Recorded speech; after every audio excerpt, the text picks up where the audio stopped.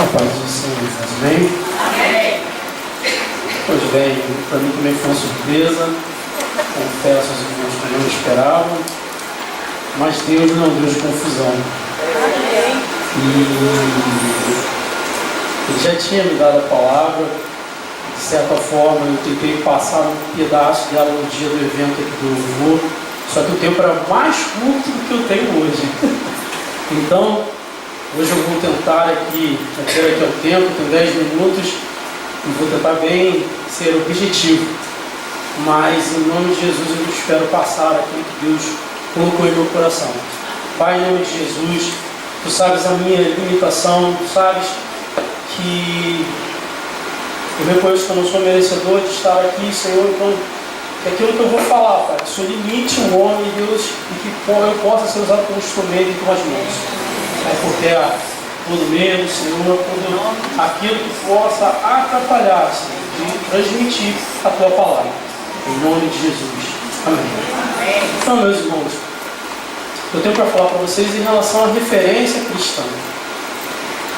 Quando a gente decide fazer algo em nossa vida, em que devemos trabalhar, estudar, trocar de carro, enfim, antes da gente tomar uma decisão, pelo menos a grande maioria, procura por uma referência naquilo que a gente quer fazer, não é mesmo? Se você quer estudar, você procura saber, antes de definir a área que você quer ir, você procura saber alguém que estudou naquela área, saber mais ou menos como é, e assim vai.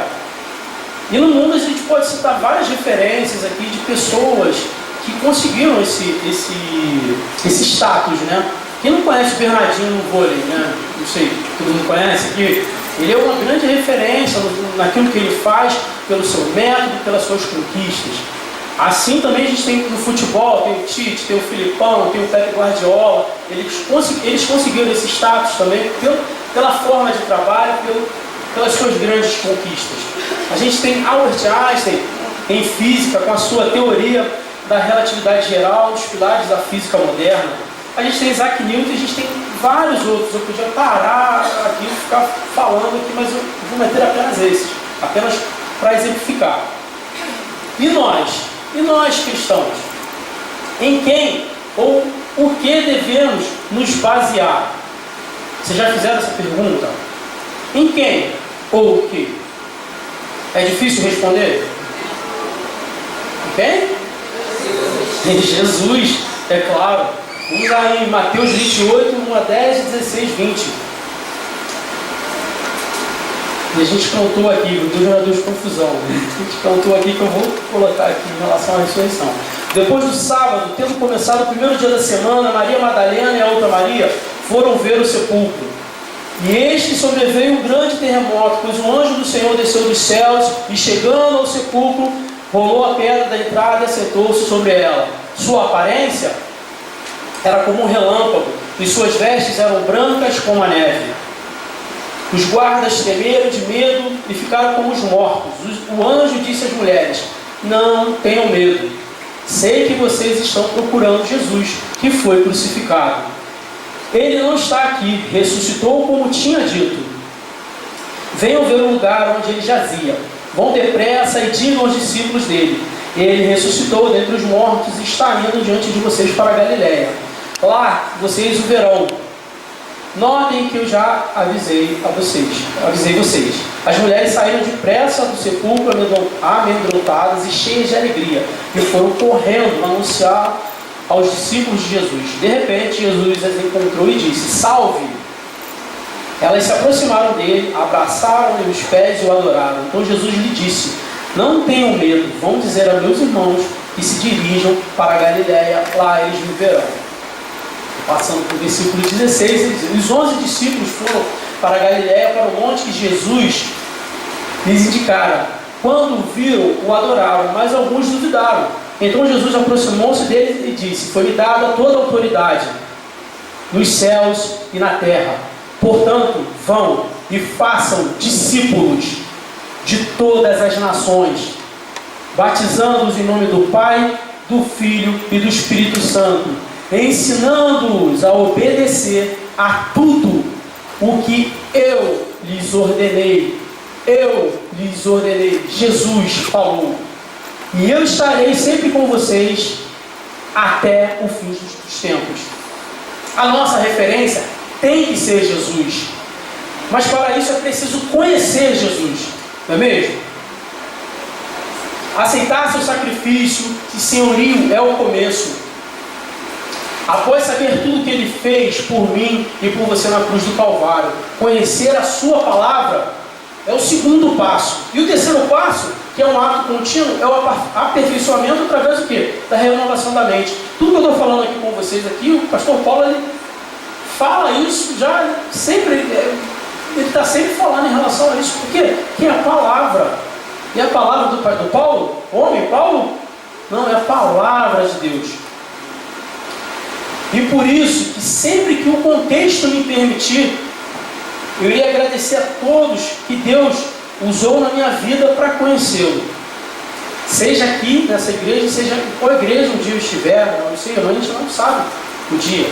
Mas não é porque foi me dada a essa oportunidade, mas eu agradeço não apenas ao pastor Paulo, mas eu agradeço a todas as pessoas que o homem Paulo se deixou ser usado para ser instrumento de Deus. Eu agradeço a Marina, agradeço ao Alcione, a Silene, a Bia Moraes, a Bia Paz, Miguel Júnior, em especial ao próprio pastor Paulo. Mesmo não sendo perfeito, e ele mesmo faz questão de dizer isso, em relação ao ensino da palavra, é mestre.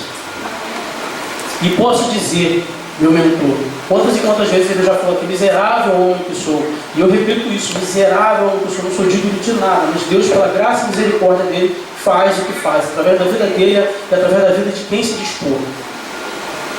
Homem que hoje não só se importa que seus discípulos façam obras maiores que a dele, que tenham cuidado, que cada um conheça de fato Jesus e sua palavra. E que faz discípulos de Jesus e não do homem Paulo. Graças a Deus, foi assim comigo. Muito obrigado, pastor Paulo. Agradeço de todo o coração. Mas, infelizmente, hoje, o que nós temos visto são muitos discipuladores fazendo discípulo de si mesmo e não de Jesus, sendo ele próprio a referência do seu discípulo. Isso, acima de tudo, é um ato de egoísmo. Porque, além de poder influenciar, de ter uma influência negativa no seu discípulo, com obras da carne, ele limita o discípulo a fazer, no máximo, as mesmas obras que ele conseguiu fazer. Essa não é a vontade de Jesus para nós, seus discípulos. João 14, de 12 a 14.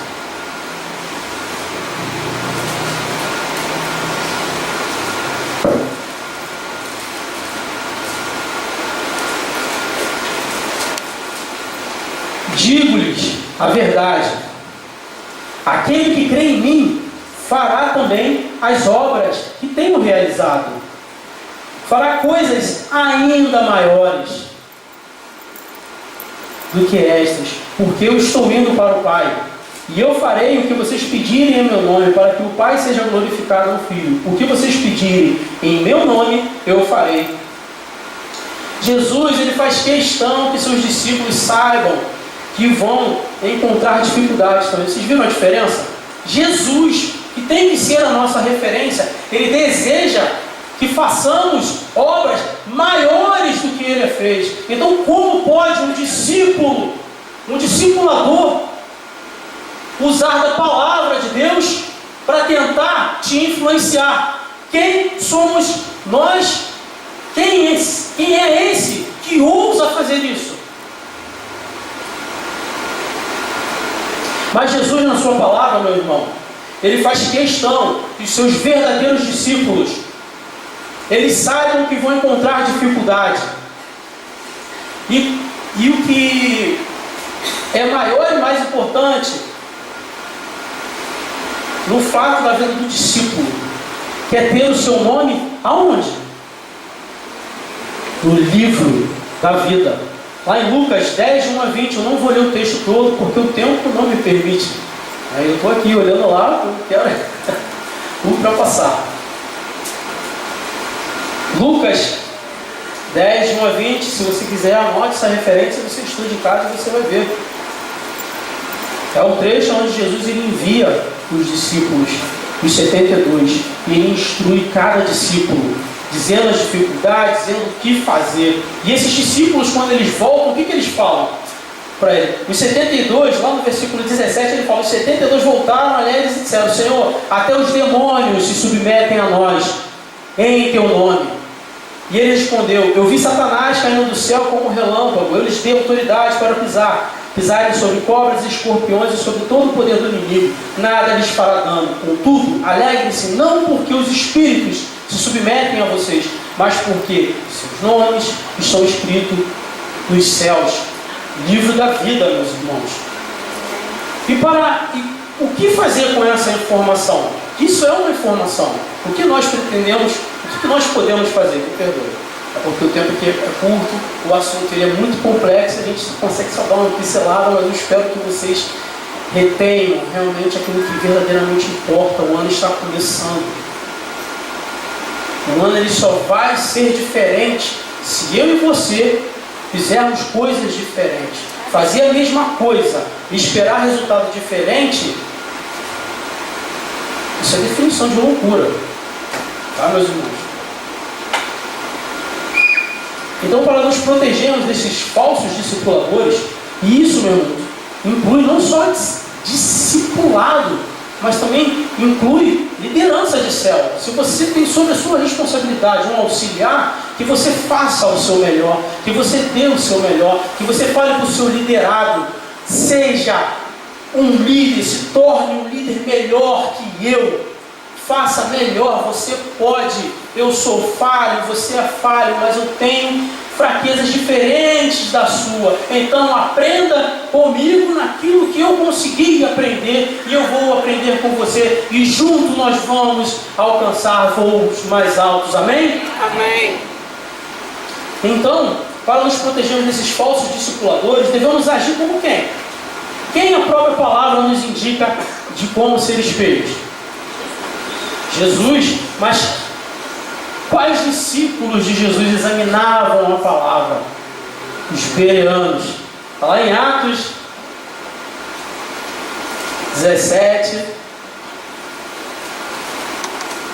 10 a 12. Logo que anoiteceu, os irmãos enviaram Paulo e Silas. Nada mais, nada menos que Paulo e Silas. Beleza? Conhecem? Não? Paulo e Silas.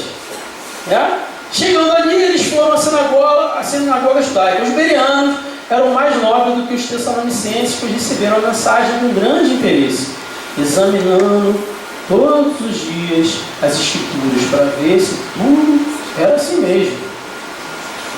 E creram muitos dentre os judeus, bem como dentre os gregos, um bom número de mulheres em elevada posição, e não poucos homens.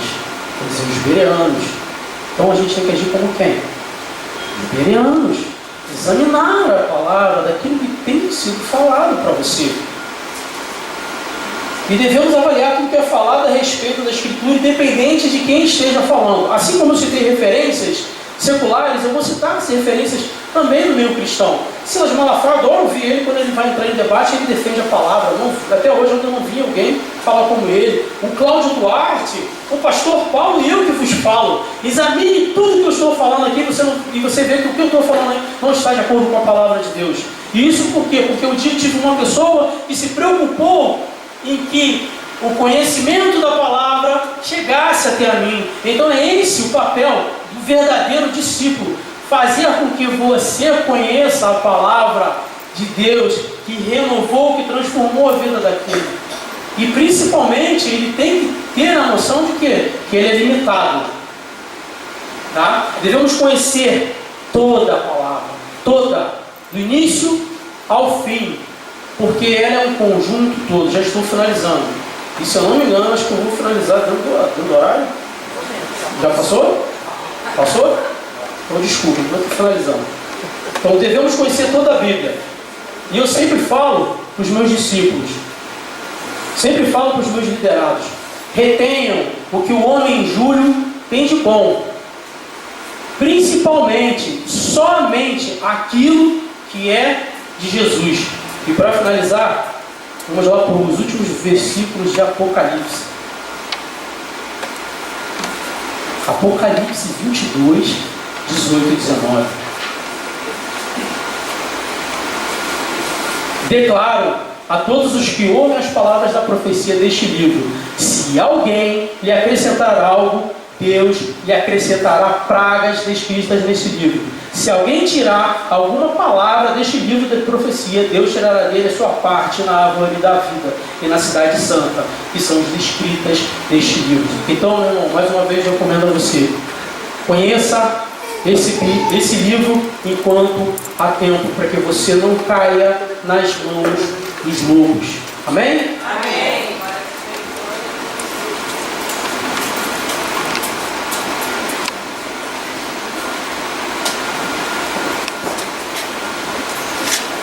Graça e paz, irmão, amém? Amém. Bem, a palavra que Deus me direcionou hoje tem muito a ver com o amor de Deus, né? Eu sou fruto da misericórdia e do amor dele, isso eu não tenho dúvida, sem ele eu não estaria aqui. E eu queria trazer para vocês, iniciando, né, falando sobre qual é o significado do amor. Eu procurei no dicionário para ter certeza do que eu vou falar com propriedade. Lá diz: significado de amor, sentimento afetivo, afeição viva por afeto, o amor a Deus e ao próximo, sentimento de afeto que faz com que uma pessoa queira estar com outra, protegendo, cuidando e conservando sua companhia. Vou adicionar aqui mais um item, que amar também é um sentimento, mas também é uma atitude. E eu fiquei muito emocionada hoje no louvor, que foi muito frisado isso no segundo cântico, né? Onde a Gila foi usada por Deus, eu creio, né? De trazer com que nós levássemos a cada membro da igreja um sentimento de amor e uma atitude de amor, um sorriso, um abraço. E isso me trouxe assim, uma alegria tão tremenda que eu transbordei da presença do Senhor. E isso tem respaldo na palavra, falando que o Júlio disse aqui, né? A referência desse amor é a palavra. A primeira referência que nós vemos está em Marcos 12:30. Tem várias referências, né? Mas eu separei só duas por causa do tempo, que é pouquinho, tá? Se alguém quiser abrir, Marcos 12:30. A versão que eu separei aqui é a nova linguagem de hoje. Eu vou ler para os irmãos. O principal é: escute, ó Israel, o Senhor, nosso Deus, é o único Senhor. Ame o Senhor, seu Deus, de todo o seu coração, de toda a sua alma, de todo o seu entendimento e com toda a sua força. O segundo é: ame ao seu próximo como a si mesmo. Não há outro mandamento maior que este.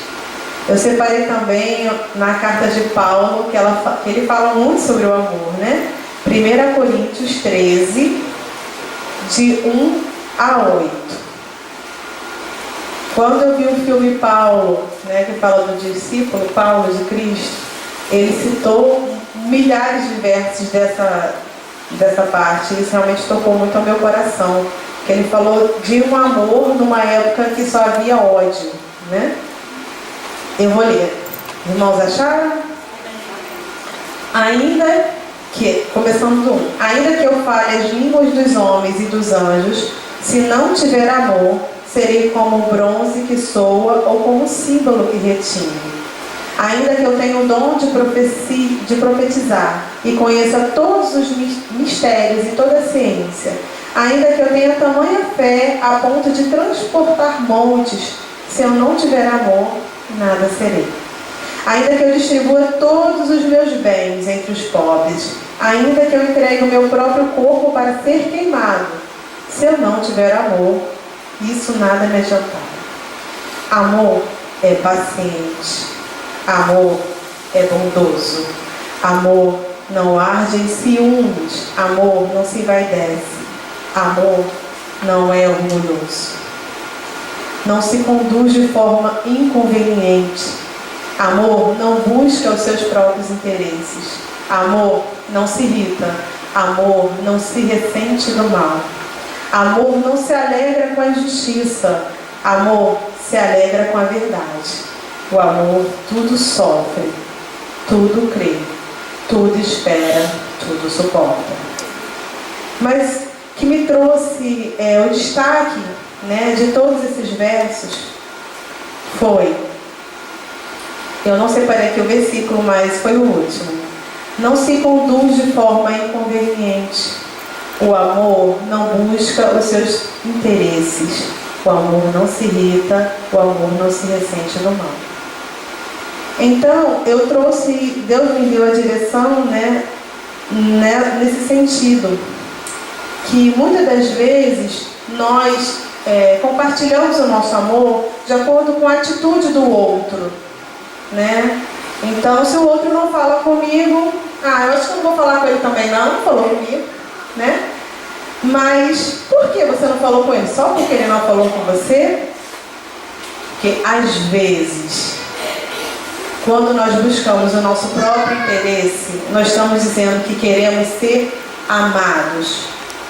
Então, quando eu não for amada por alguém, eu não vou amá-lo? Essa é a pergunta que eu creio que Cristo traz para cada um de nós. E não é isso que ele diz, né? Ele diz que independentemente de quem seja, do que aconteça conosco, se nos batam, se nos crucificam, se nos matam queimados, se cortam nossas cabeças, nós devemos amá-lo. Não é a atitude da outra pessoa que vai fazer com que eu a ame, e sim Cristo que está dentro de nós. Às vezes nós somos prontos e rápidos para julgar o outro, para falar do outro, mas nós temos que ter a consciência que quem tem autoridade para julgar o outro, não interessa se é para pecado, se é salvação, né, para acusar. A única pessoa que pode julgar o outro, o nosso próximo, é Deus. Então, qual é a nossa parte? Então, a nossa parte é amar. Vamos amar mais. Vamos ter atitude de amor, né? O nosso Pai nos ama independentemente do que nós façamos. Erramos? Erramos, né? Mas Ele é paciente. Ele vem com sua infinita misericórdia e nos leva ao seu encontro. Ele nos diz o certo e o errado. E Ele torce, e Ele deseja, e Ele quer que nós sejamos bem-sucedidos, que nós escolhemos o caminho certo. Mas como que eu posso ter atitudes de amor? Uma delas foi o que fizemos hoje. Um sorriso, um abraço. Doando seu tempo para ouvir aquela pessoa que quer falar, né? Às vezes a pessoa precisa falar, e através do falar muitas pessoas são curadas, restauradas, aquela dor, aquela preocupação some, né? Visitando o enfermo. Eu vou fazer uma pergunta, mas eu não quero que vocês levantem a mão, tá? Por favor. Quem aqui tem o hábito de visitar uma pessoa que está enferma? Gente, vocês não têm noção o quanto é importante para a pessoa, quando está enferma, ser visitada. Você não precisa falar nada. Vem aqui te dar um abraço. Que Deus te restaure, te cure. Amém. Né? Pedir perdão também é uma atitude de amor. Perdoar também é atitude de amor. E foi isso que Cristo fez conosco, né? Nos perdoou, né, dos nossos pecados. E a última que eu vou destacar é a oração intercessória. Não sendo a menos importante, eu diria que seria a mais importante. Mas como eu quero falar um pouquinho mais sobre isso, eu deixei ela por último, tá? Quando você intercede por uma pessoa, o Espírito de Deus, ele te conecta àquela pessoa, né? O lugar dessa pessoa, você se coloca no lugar dela e traz a dor dela para você. Ele traz um contexto. Naquele momento que você olha intercedendo, você sente a dor do irmão, mas isso é seu? Tenha certeza que não é. É o Senhor. Porque você está cumprindo o mandamento dele, né? Amar a Deus é o nosso próximo, é muito abençoador. Damos o nosso bom testemunho, mostrando Cristo em nossa vida. Somos a imagem e semelhança de Cristo. E o nosso Pai e muitos conhecerão a verdade pelo amor que fluirá em nós. Então, quando você ora, quando você intercede, você está sendo abençoado também. Como que eu sou abençoado? Você é abençoado porque Deus nos recompensa quando nós somos obedientes. Ele ouve as nossas orações. E Ele sempre tem prazer de nos dar muito mais do que nós pedimos. E eu quero finalizar com o versículo de Efésios 3, 18 a 21. Quem quiser procurar, Efésios 3, 18 a 21.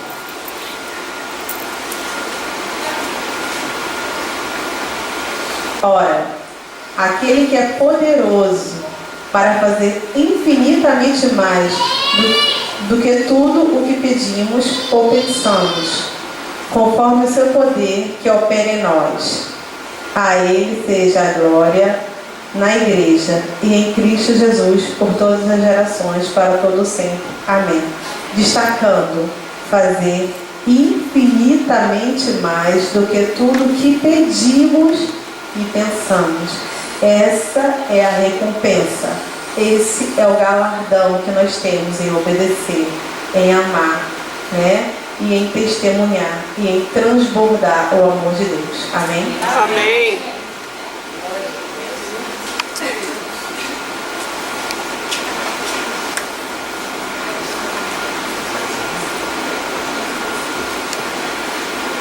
Graças a Deus, igreja, amém? Amém.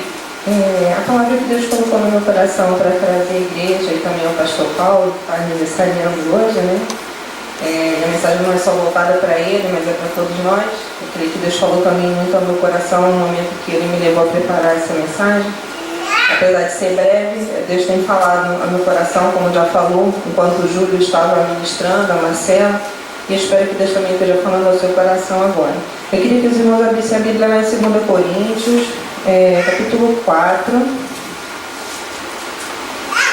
2 Coríntios 4, os versos 16 ao 18. 2 Coríntios 4, 16 a 18. Amém? A palavra do Senhor diz: por isso não desanimamos, embora exteriormente estejamos a desgastar-nos, interiormente estamos sendo renovados dia após dia. Pois os nossos sofrimentos leves e momentâneos estão produzindo para nós uma glória eterna, que pesa mais do que todos eles. Assim, fixamos os olhos não naquilo que se vê, mas no que não se vê, pois o que se vê é transitório, mas o que se não vê é eterno. Amém? Então, o Senhor falou muito ao meu coração através dessa palavra, né, daquilo que Deus tem falado aos nossos corações.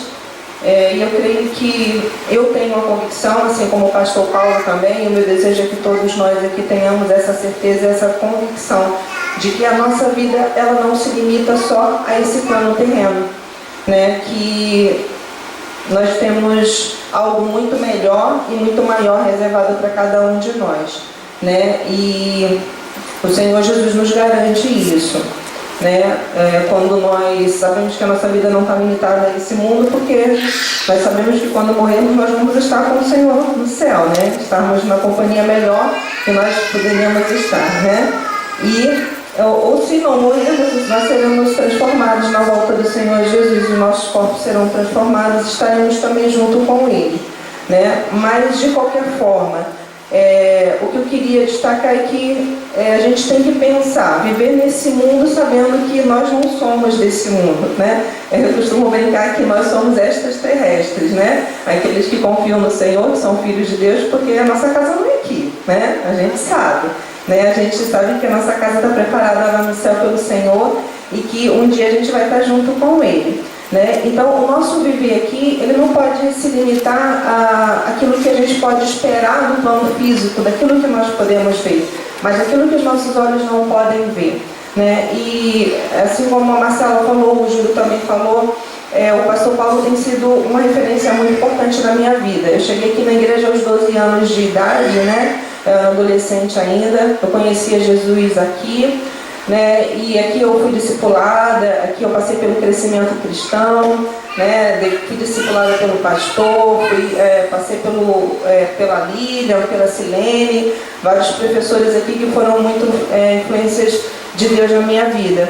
E depois disso eu me tornei uma professora do crescimento cristão, né? E Deus tem sido muito maravilhoso nesse sentido, porque às vezes aquilo que ensinamos, né, pastor? Aquilo que falamos, aquilo que vivemos, muitas das vezes nós não percebemos o efeito que causa na vida das pessoas a quem nós estamos ministrando, a vida da pessoa que nós estamos falando, né? Mas sabemos que é um impacto grande, que apesar de nossos olhos não ver, né, a gente sabe que no mundo espiritual e também às vezes não temos nem contato com a pessoa, né, que nós ensinamos, que nós ministramos, mas aquela pessoa teve a nossa vida como referência, ou teve algo que nós falamos ou ensinamos a ela e aquilo trouxe realmente uma transformação duradoura e permanente na vida dela.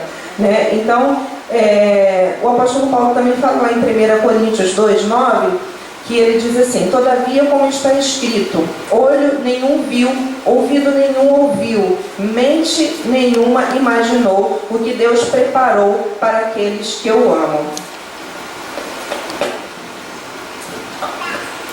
Então, o Senhor tem realmente preparado algo que é indescritível, algo que nós não imaginamos, algo que nenhum ser humano pode ver ou ouvir ou sentir. É algo que realmente não tem como descrever. É isso que o Senhor tem preparado e reservado para cada um de nós, aqueles que cremos no nome do Senhor Jesus, que o temos como nosso Senhor e Salvador, né? E eu entendo que viver aqui é algo que realmente nos custa algo, né? Nos custa algo no sentido de que nós vivemos em batalha constante, né? Batalha com a nossa carne e a batalha do espírito, né? O nosso espírito, ele milita contra a nossa carne em todo momento, né? Porque o nosso espírito quer fazer a vontade de Deus, aquilo que o Espírito Santo de Deus quer e habita em nós, quer que nós façamos. Mas a nossa carne, ela quer fazer aquilo que é contrário ao Espírito de Deus que habita em nós.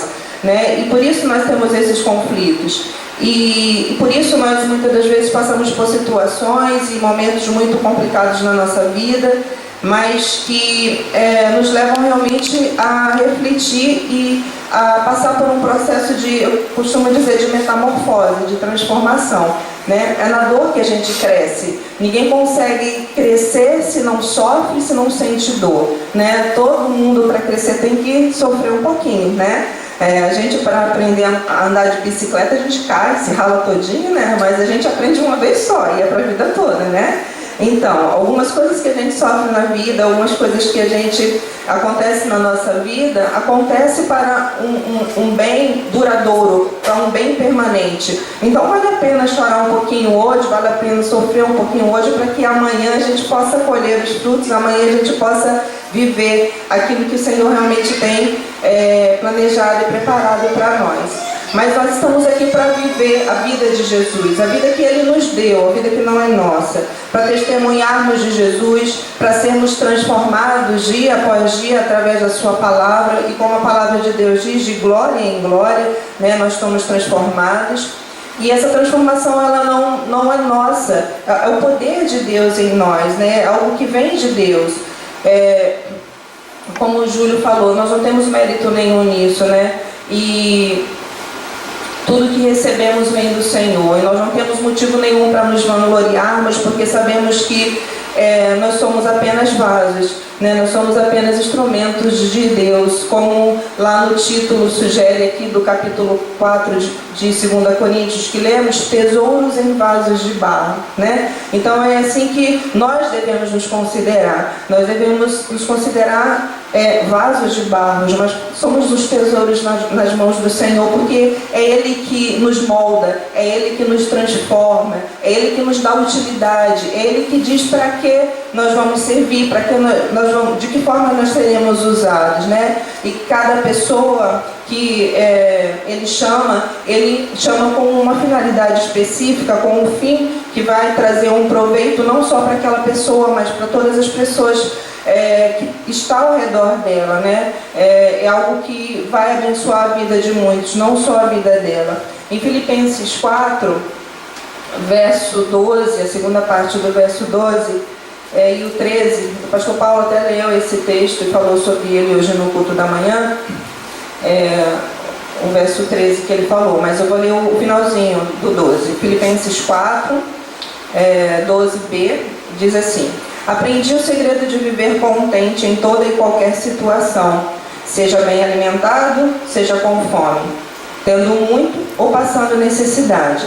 Tudo posso naquele que me fortalece. O poder, a força vem do Senhor, não é nossa, né? Então a gente, como o Júlio também tinha falado aqui no início do culto, a gente só precisa se colocar à disposição do Senhor. Ele não quer saber se você não sabe fazer o que Ele está mandando você fazer. Ele só quer que você diga, eis-me aqui. E aí Ele vai te usar da maneira que Ele quer, Ele vai te moldar, para quando as pessoas verem o que está acontecendo, as pessoas vão dizer assim, nossa, mas não é ele, mas não é ela, né? Ele não conseguiria fazer isso se não fosse o Senhor. E é isso que Deus quer. Ele quer que as pessoas vejam Ele na nossa vida. Ele não quer ver a Alcione, não quer que as pessoas vejam a Alcione, não quer que as pessoas vejam o Júlio, não quer que as pessoas vejam a Mara, a Bia, mas vejam o Senhor na nossa vida e possam glorificar o nome dEle, porque a glória é toda dEle, né? E é Deus também que determina os anos de vida que nós vamos viver aqui na Terra, né? É Ele que nos conduz até o plano perfeito dEle através das nossas escolhas, sejam elas escolhas boas ou escolhas ruins, escolhas fáceis ou difíceis, escolhas passageiras ou duradouras, né? Independente das escolhas que nós fazemos, Deus vai usar cada uma delas para nos moldar, para nos transformar, para que nós nos conformemos à vontade dEle soberana e à imagem do seu Filho, né? O pastor Paulo já falou aqui muitas vezes em púlpito que ele gostaria de ter a cabeça que ele tem hoje, né? No tempo de juventude dele, né?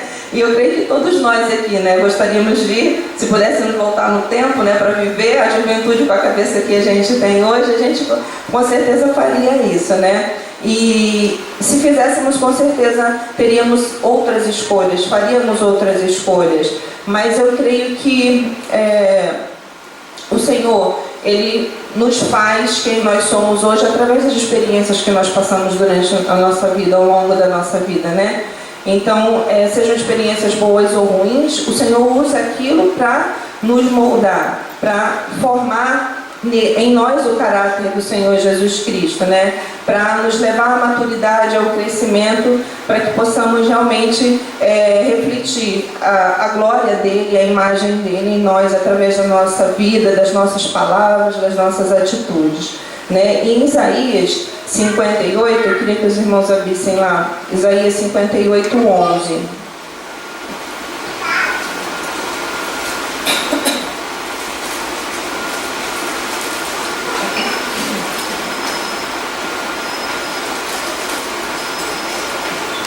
Amém? Isaías 58, 11 diz assim: o Senhor guiará constantemente, satisfará os nossos desejos numa terra ressequida pelo sol, fortalecerá os seus ossos. Você será como um jardim bem regado, como uma fonte cujas águas nunca faltam. Né? Então é o Senhor que nos promete isso. É nós que vamos estar nos renovando dia a dia? Não. É o Senhor que faz isso, né? É Deus que faz isso em nós, né? E o nosso Pai Celestial, Ele tem guiado a vida do nosso pastor Paulo, Ele tem fortalecido os seus ossos, né? Ele tem feito do pastor um jardim bem regado com as águas do Espírito Santo de Deus, que tem nos abençoado grandemente. Tem conduzido ele em triunfo em meio a tantas batalhas que ele já enfrentou, que tem enfrentado e que eu creio que ainda vai enfrentar, assim como cada um de nós também. E para concluir, eu quero que os irmãos abram em 2 Coríntios de novo. A gente vai voltar lá no texto do início. Eu queria só ressaltar o último verso, o verso 18, 2 Coríntios 4.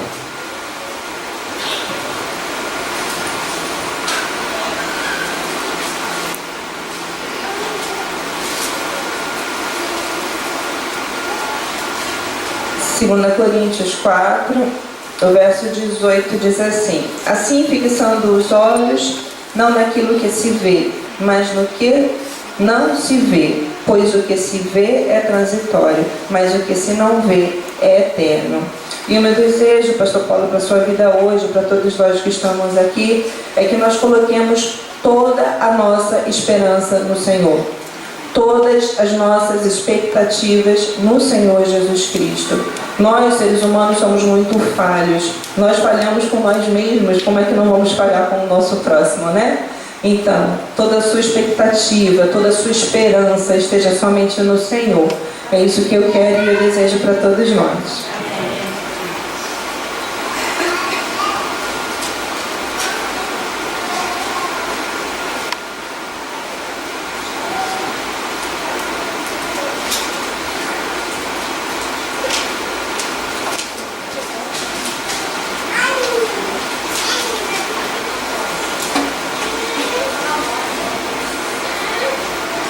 Amém, graça e paz. E agora finalizando.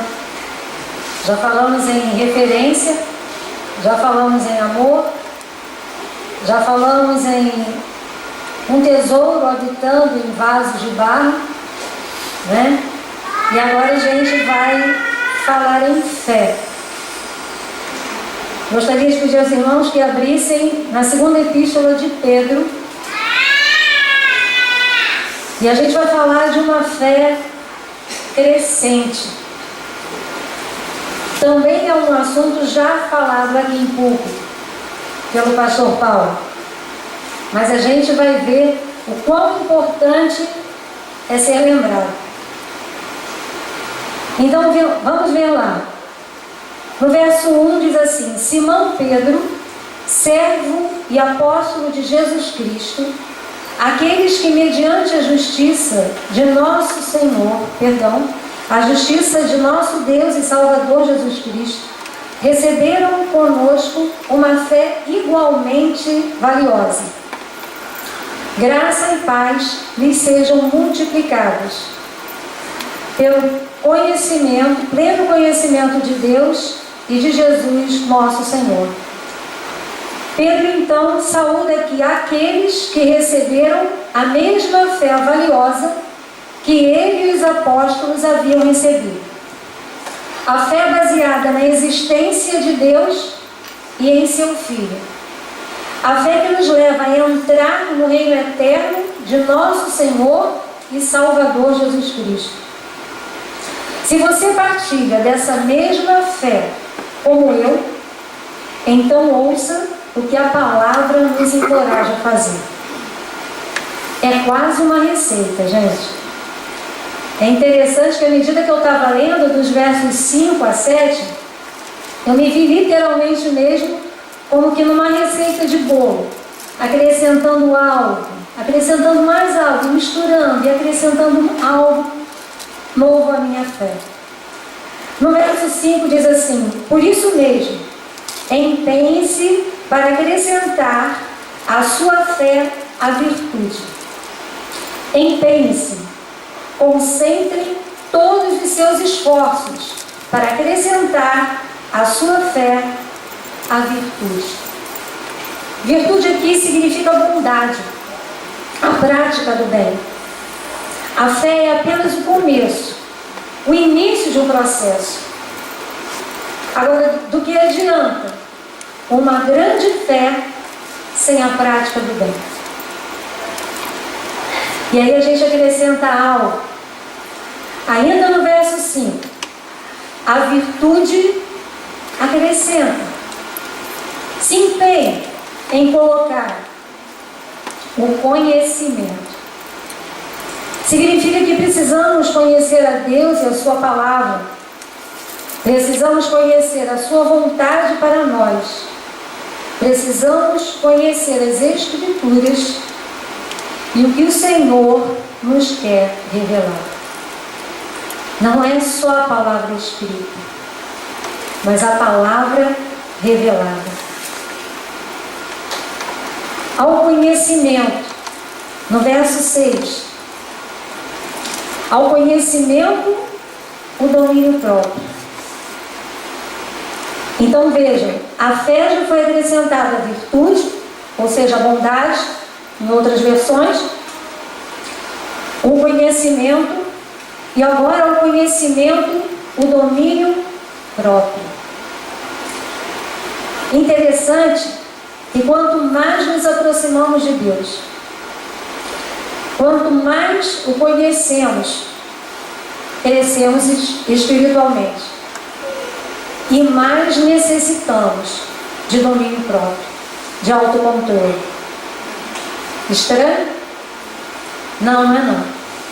Porque há uma luta constante entre carne e espírito, entre a nossa vontade e a vontade de Deus, entre os nossos interesses pessoais, que já foi citado aqui, e os interesses do Senhor.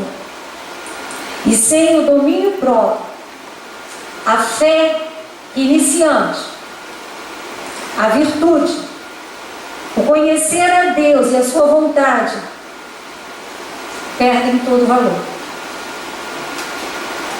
Ainda no verso 6, diz assim, que agora há o domínio próprio, acrescente a perseverança. Perseverar significa conservar-se firme e constante. Persistir. A perseverança de que estamos falando implica em se manter firme na fé, na prática do bem, no conhecimento e relacionamento com Deus, e em saber dominar os seus próprios impulsos quando as dificuldades surgem.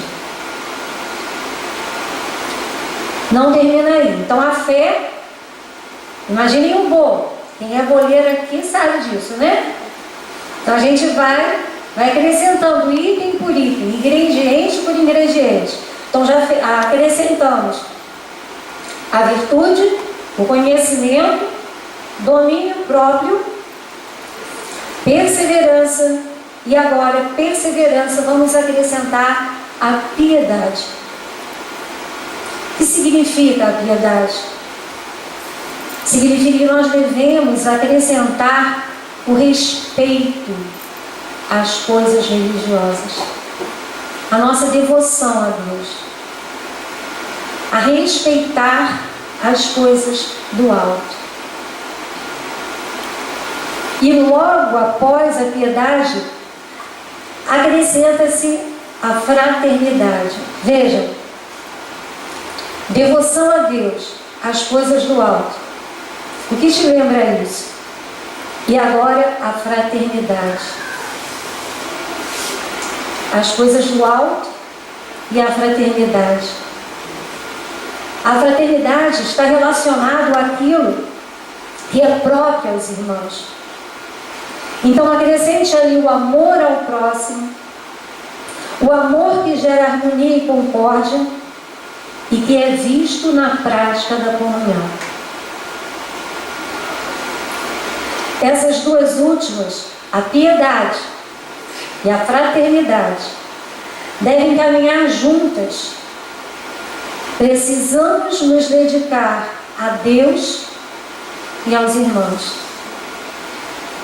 Já foi citado aqui, acho que pela Marcela, amar a Deus sobre todas as coisas e ao próximo como a si mesmo. Então, é o amor vertical e o amor horizontal uns com os outros. Ainda no verso 7, e a fraternidade, o amor. Aí eu vou voltar ao bolo, né? Eu fico imaginando que quando você começa a acrescentar os ingredientes, você bate, né? Com força. Mas o último ingrediente a acrescentar, qual é? E você bate muito o fermento? Não. Basta dar uma misturadinha, né? E aí depois leva esse tempo para o forno e se espera, né? Então a fraternidade, o amor. O amor aparece aqui como o último elemento e não precisa ser muito, mas foi por ele e através dele, do amor mencionado aqui, que tudo começou, que a nossa fé nasceu e tem crescido. Romanos 5,8 diz: mas Deus demonstra o seu amor por nós. Cristo morreu em nosso favor quando ainda éramos pecadores. Eu havia separado também 1 Coríntios 13:1. Ainda que eu fale em línguas dos homens e dos anjos, se não tiver amor, serei como um sino que ressoa ou como um prato que retine. O que eles fazem? Só barulho. O Senhor, então, deseja em nós uma fé firme, constante e enriquecida. Por isso inspira o autor da carta que assim encoraja o seu povo. No verso 8 diz assim: porque se essas qualidades existirem e estiverem crescendo em sua vida, estiverem crescendo na minha vida, elas impedirão que nós, todos nós, no pleno conhecimento de nosso Senhor Jesus Cristo, sejamos inoperantes e improdutivos. Em outras palavras, se essas qualidades existirem e estiverem crescendo em nós, então nos alegraremos em sermos usados, como Alcione falou, como vasos de barro, e nos alegraremos em servir com alegria, e aí frutificaremos. Será que os cristãos estavam sendo negligentes no proceder, na prática da sua fé? Pedro queria lembrá-los de algo que eles já sabiam. Gente, era algo que eles já sabiam. No verso 12 diz assim: por isso sempre terei o cuidado de lembrar-lhes estas coisas, se bem que vocês já sabem e estão solidamente firmados na verdade que receberam. No verso 13 ele continua: considero importante, enquanto estiver no tabernáculo deste corpo, despertar a memória de vocês, porque sei que em breve deixarei este tabernáculo, como nosso Senhor Jesus Cristo já me revelou. Eu me empenharei para que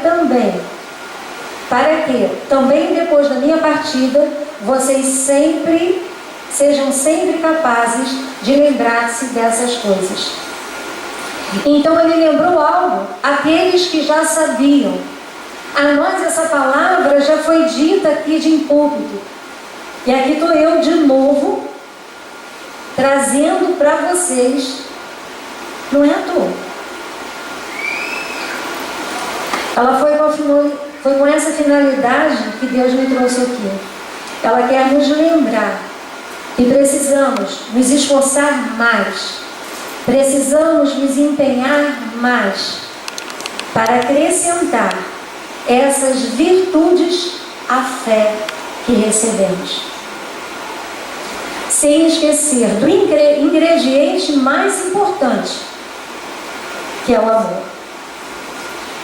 O amor é a razão da nossa fé. Se tentarmos sermos bons sem amor,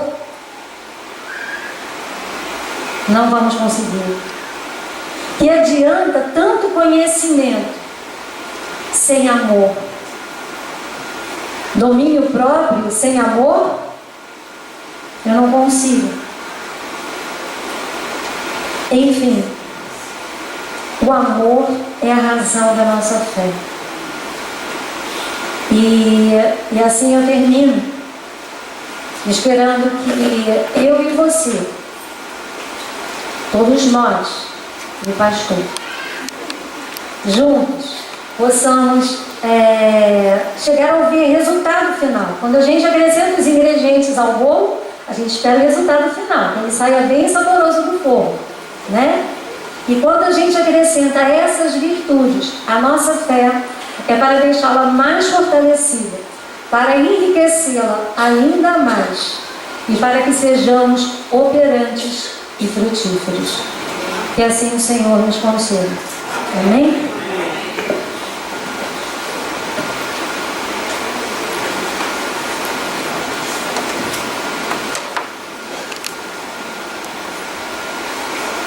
A paz do Senhor, irmãos. Nós nos alegramos, né, com nossos irmãos, os supervisores que trouxeram a palavra do Senhor, vinda diretamente do Senhor para os nossos corações, não é? Cada um com sua característica e no todo uma palavra única, né? Deus é maravilhoso. E nós estamos aqui com programas especiais. Vou chamar a Marina, que está... Aliás, vou chamar todos os diáconos aqui, por favor. Podem ficar aqui na frente. E o pastor Paulo aqui também.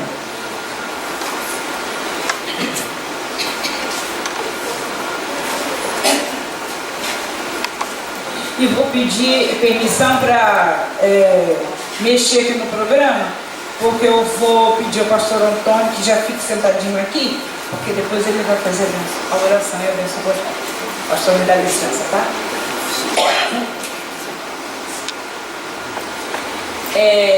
Eu escolhi uns textos, um verso aqui, não vou falar não, de mim, mas é o Senhor, a palavra do Senhor. Eu gosto muito deste salmo, e porque nós já tivemos a palavra bem explanada aqui, a palavra do Senhor nos nossos corações. É o Salmo 25, e eu vou ler, pastor Paulo, para o Senhor. Bom e justo, Salmo 25, 8, 9, 10, 12, 13 e 14. Bom e justo é o Senhor. Conduz os humildes na justiça e lhes ensina o seu caminho. Todos os caminhos do Senhor são amor, fidelidade, para com os que cumprem os preceitos da sua aliança. Quem é o homem que teme o Senhor? Ele instruirá no caminho que deve seguir. Viverá em prosperidade e os seus descendentes herdarão a terra. O Senhor confia os seus segredos aos que o temem e os leva a conhecer a sua aliança. Essa palavra aqui, agradecendo a Deus, mas referindo também ao pastor. O que nós temos visto na vida do pastor, o agir de Deus, o mover de Deus na vida do nosso pastor. Então eu vou chamar a Marina para... Nós temos algo aqui. Em nome da igreja, alguns especiais, e em nome também dos diáconos. Então, eu vou pedir a Valeriz que passe também as mãos do pastor, em nome da igreja, e a Marina em nome dos diáconos. Hoje é um mimo.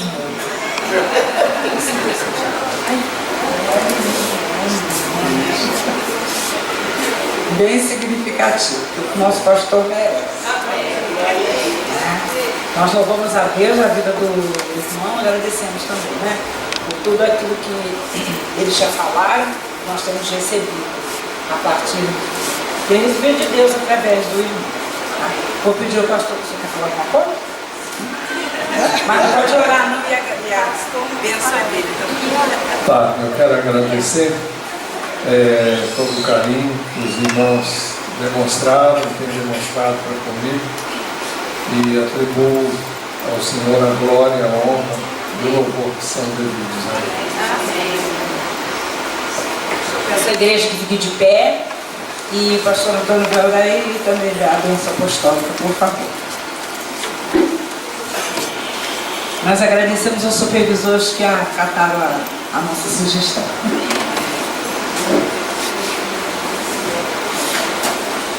Oremos, amados. Pai querido, obrigado, Deus, por fazer parte do teu povo e da irmandade desta igreja. Nós louvamos o teu nome, ó Deus, pelo teu servo, pastor Paulo, que tem se dedicado, tem se doado, tem se esforçado para ser uma referência e tem honrado o Senhor. A nossa alegria é saber que é um homem como outro, um homem qualquer, não qualquer no sentido leviano, mas um homem que, apesar de ser homem, humano, que tem suas falhas, ele tem honrado o Senhor. Ele tem procurado fazer tudo aquilo que é direito, é honesto, é íntegro, é legal. Ele zela por aquilo que manifesta a glória do Senhor, por aquilo que não causa escândalo, não denigre a imagem do Senhor. E isso é perceptível, sem que haja palavras. E nós pedimos que o Senhor aceite a nossa gratidão, que o cuidado, o zelo, a proteção do Senhor e sobre os seus seja constante, permanente, de maneira palpável, para que ele possa perceber isso, mesmo que faça parte da vida dele, de todos nós, as provações, as lutas, e muitas das vezes até o deserto e a solidão. Mas isso nós temos aprendido que faz parte dos teus propósitos de aperfeiçoamento para cada um de nós. Então, nesta noite de gratidão, de celebração, nós te entregamos o teu servo, a sua família, a sua igreja, nesse momento, te pedindo que o Senhor o aceite, seja glorificado em tudo, e que tudo sirva para a manifestação da tua glória e edificação da tua igreja. E esse é o desejo do nosso coração, que nós manifestamos a ti, orando em nome do Senhor Jesus. E agora que a graça do Senhor Jesus, que o amor de Deus, o nosso Pai, que a comunhão e as consolações do Santo Espírito de Deus, nosso Pai, nosso Senhor, seja com cada um que aqui está, e com todo o seu povo espalhado na face da terra, hoje e para todo sempre. Amém e amém. Que o Senhor a todos abençoe, em nome do Senhor Jesus.